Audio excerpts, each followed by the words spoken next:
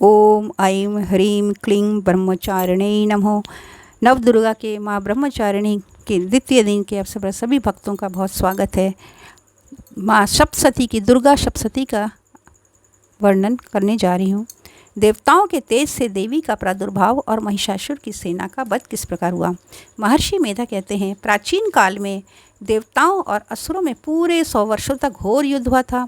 उनमें असुरों का स्वामी महिषासुर था और देवराज इंद्र देवताओं के नायक थे। इस युद्ध में देवताओं की सेना परास्त हो गई थी और इस प्रकार संपूर्ण देवताओं को जीतकर महिषासुर इंद्र बन बैठा था। युद्ध के पश्चात हारे हुए देवता प्रजापति श्री ब्रह्मा को साथ लेकर उस स्थान पर पहुँचे जहाँ की भगवान शंकर विराजमान थे। देवताओं ने अपनी हार का सारा वृत्तांत भगवान श्री विष्णु और श्री शंकर जी से कह सुनाया। वो कहने लगे, हे प्रभु, महिषासुर सूर्य, इंद्र, अग्नि, वायु, चंद्रमा, यम, वरुण और अन्य देवताओं के सब अधिकार छीनकर सबका अधिष्ठाता स्वयं बन बैठा है। उसने समस्त देवताओं को स्वर्ग से निकाल दिया है। वो मनुष्यों की तरह पृथ्वी पर विचर रहे हैं। दैत्यों की सारी करतूत हमने आपको सुना दी है और आपकी शरण में इसलिए आए हैं कि आप उनके वध का कोई उपाय सोचें। देवताओं की बातें सुनकर भगवान श्री विष्णु और भगवान शंकर जी को दैत्यों पर बड़ा क्रोध आया। उनकी भौहें तन गईं और आंखें लाल हो गईं। गुस्से से भरे भगवान विष्णु के मुख से बड़ा भारी तेज निकला और उसी प्रकार का तेज भगवान शंकर, ब्रह्मा, इंद्र आदि दूसरे देवताओं के मुख से प्रकट हुआ। फिर वो सारा तेज एक में मिल गया और तेज का वो पुंज ऐसे दिखता था कि जैसे ज्वलमान पर्वत हो। देवताओं ने देखा कि उस पर्वत की ज्वाला चारों ओर फैली हुई थी और देवताओं के शरीर से प्रकट हुए तेज की किसी अन्य तेज से तुलना नहीं की जा सकती थी। एक स्थान पर इकट्ठा होने से वो तेज एक देवी के रूप में परिवर्तित हो गया और अपने प्रकाश से तीनों लोकों में व्याप्त जान पड़ा। वो भगवान शंकर का तेज था। उससे देवी का मुख प्रकट हुआ। यमराज के तेज से उसके सिर के बाल बने। श्री भगवान विष्णु के तेज से भुजाएं, चंद्रमा के तेज से स्तन, इंद्र के तेज से जंघा, पिंडली और पृथ्वी के तेज से नितंब भाग बना। ब्रह्मा के तेज से दोनों चरण और सूर्य के तेज से उनकी उंगलियां पैदा हुईं। वसुओं के तेज से हाथों की उंगलियां और कुबेर के तेज से नासिका, प्रजापति के तेज से दांत और अग्नि के तेज से नेत्र बने। संध्या के तेज से भौएं और वायु के तेज से कान प्रकट हुए। इस प्रकार उस देवी का प्रादुर्भाव हुआ। महिषासुर से पराजित देवता उस देवी को देखकर अत्यंत प्रसन्न हुए। भगवान शंकर ने अपने त्रिशूल में से एक त्रिशूल निकालकर देवी को दिया और भगवान विष्णु ने अपने चक्र में से एक चक्र निकालकर उस देवी को दिया। वरुण ने अपने चक्र में से एक चक्र निकालकर देवी को दिया। अग्नि ने शक्ति दी। वायु ने धनुष और बाण दिए। सहस्र नेत्रों वाले देवराज इंद्र ने अपने वज्र उत्पन्न करके एक वज्र दिया और ऐरावत हाथी का एक घंटा उतार कर दिया। तरुण ने एक शंख भेंट किया। यमराज ने कालदंड में से दंड दिया। वरुण ने पाश दिया। प्रजापति ने स्फटिक की माला दी। ब्रह्मा जी ने कमंडलू दिया। सूर्य ने देवी के समस्त रोमों में अपनी किरणों का तेज भर दिया। काल ने चमकती हुई ढाल और तलवार दी और उज्ज्वल हार और दिव्य वस्त्र भेंट किए और इसके साथ ही दिव्य चूड़ामणि दी। 2 कुंडल, कंकण, उज्ज्वल अर्धचंद्र, बाहों के लिए बाजूबंद, चरणों के लिए नुपुर, गले के लिए सुंदर हंसली और अंगुलियों के लिए रत्नों की बनी हुई अंगूठियाँ दी।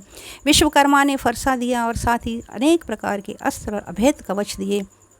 इसके अतिरिक्त उसने कभी न कुमलाने वाले सुंदर कमलों की मालाएं भेंट की। समुद्र ने सुंदर कमल का फूल भेंट किया। हिमालय ने सवारी के लिए सिंह और तरह तरह के रत्न देवी को भेंट किए। यक्षराज कुबेर ने मधु से भरा हुआ पात्र और शेषनाग ने उन्हें बहुमूल्य मणियों से विभूषित नागहार भेंट किया। इसी तरह दूसरे देवताओं ने भी उसे आभूषण और अस्त्र देकर उसका सम्मान किया। इसके पश्चात देवी ने उच्च स्वर से गर्जना की। उनके उस भयंकर नाद से आकाश गूंज उठा। देवी का उच्च स्वर से किया हुआ सिंहनाद समा न सका। आकाश उसके सामने छोटा प्रतीत होने लगा। उससे बड़े जोर की प्रतिध्वनि हुई जिससे समस्त विश्व में हलचल मच गई और समुद्र कांप उठे, पृथ्वी डोलने लगी और सब के सब पर्वत हिलने लगे। देवताओं ने उस समय प्रसन्न हो सिंह वाहिनी जगन्मयी देवी से कहा, देवी तुम्हारी जय हो। इसके साथ महर्षियों ने भक्तिभाव से विनम्र होकर उनकी स्तुति की। संपूर्ण त्रिलोकी को शोकमग्न देकर दैत्यगण अपनी सेनाओं को साथ लेकर और हथियार आदि सजाकर उठ खड़े हुए। महिषासुर के क्रोध की कोई सीमा नहीं थी। उसने क्रोध में भरकर कहा, यह सब क्या उत्पात है। फिर वो अपनी सेना के साथ उस ओर दौड़ा जिस ओर से भयंकर नाद का शब्द सुनाई देता था और आगे पहुंचकर उसने देवी को देखा जो कि अपनी प्रभा से तीनों लोगों को प्रकाशित कर रही थी। उनके चरणों के भार से पृथ्वी दबी जा रही थी। माथे के मुकुट से आकाश में एक रेखा सी बन रही थी और उनके धनुष की टंकार से सब लोग शुद्ध हो रहे थे। देवी अपनी सहस्र भुजाओं को संपूर्ण दिशाओं में फैले खड़ी थी। इसके पश्चात उनका दैत्यों के साथ युद्ध छिड़ गया और कई प्रकार के अस्त्र से सबकी सब देवताएं उद्भासित होने लगी।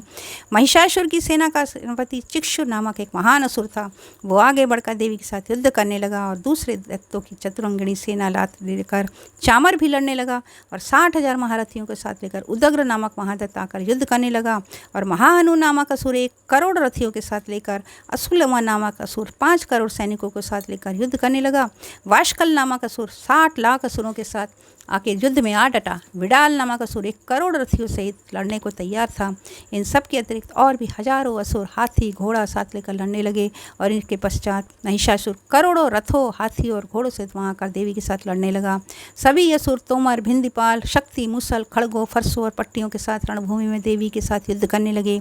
कई शक्तियाँ फेंकने लगे। दैत्य अपनी अपनी तलवार हाथ में लेकर देवी की ओर दौड़े और उन्हें मार डालने का उद्योग करने लगे, मगर देवी ने क्रोध में भरकर खेल ही खेल में इन सबके अस्त्र शस्त्रों को काट दिया। इसके पश्चात ऋषियों और देवताओं ने देवी की स्तुति आरंभ कर दी और वो प्रसन्न होकर असुरों के शरीर पर अस्त्र शस्त्रों की वर्षा करने रही। देवी का वाहन भी क्रोध में भरकर दैत्य सेना में इस प्रकार विचरने लगा जैसे कि वन में दावानल फैल रहा हो।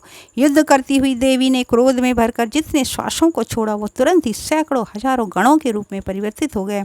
फरसे भिंदीपाल खड़ग और पट्टिश इत्यादि अस्त्रों के साथ दैत्यों से युद्ध करने लगे।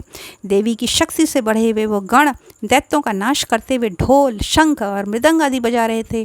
तदंतर देवी ने त्रिशूल गदा शक्ति खड़ग इत्यादि से सहस्रों असुरों को मार डाला। कितनों को घंटे की भयंकर आवाज़ से ही यमलोक पहुंचा दिया। कितने ही असुरों को पास में बांध कर पृथ्वी पर धर घसीटा। कितनों को अपनी तलवार से टुकड़े टुकड़े कर दिया और कितनों को गदा की चोट से धरती पर सुला दिया। कई दैत्य मूसल की मार से घायल होकर रक्त वमन करने लगे। कई शूल से छाती फट जाने के कारण पृथ्वी पर लेट गए। कितनों की बाण वर्षा से कमर टूट गई। देवताओं को पीड़ा देने वाले दैत्य कट कट कर मरने लगे। कितनों की बाहें अलग हो गईं, कितनों की गिवाएं कट गईं, कितनों के सिर कट भूमि पर लुढ़क गए, कितनों के शरीर बीच में से कट गए और कितनों की जंघाएं कट गईं और वो पृथ्वी पर गिर पड़े।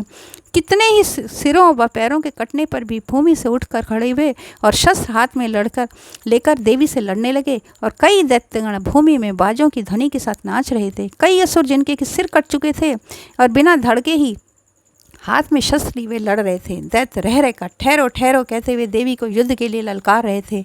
जहाँ पर यह घोर संग्राम हुआ था वहाँ की भूमि रथ हाथी घोड़े और असुरों की लाशों से भर गई थी और असुर सेना के बीच में रक्तपात होने के कारण रुधिर की नदियां बह रही थीं। और इस तरह देवी ने असुरों की विशाल सेना को क्षण भर में इस तरह से नष्ट कर डाला जैसे तृणकाष्ठ के बड़े समूह को अग्नि नष्ट कर डालती है। और देवी का सिंह भी गर्दन के बालों को हिलाता हुआ और बड़ा शब्द करता हुआ असुरों के शरीरों पर मानो उनके प्राणों को ढूंढ रहा था। वहाँ देवी के गणों ने जब दैत्यों के साथ युद्ध किया तो देवताओं ने प्रसन्न होकर आकाश से उन पर पुष्पों की वर्षा की। दूसरा अध्याय समाप्त हुआ। जय माँ अम्बे।